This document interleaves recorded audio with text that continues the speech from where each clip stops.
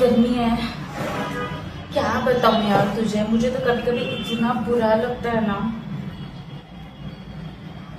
I can't tell you कि मुझे इतना कभी कभी बुरा लगता है। रुक जा, मेरे बॉयफ्रेंड का कॉल है।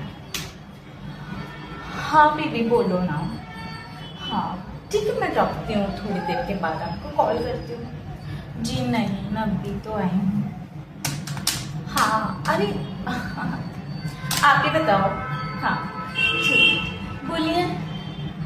जी नहीं, वहां जाइए, वो वाले काउंटर पे। नहीं दिख रहा है ना आपको ऊपर, इस काउंटर के ऊपर दिख रहा है ना आपको, ये कलेक्शन वाला काउंटर नहीं है। आप जाइए, दूसरी जगह जाइए, वहां देखो, वहां काउंटर है। हाँ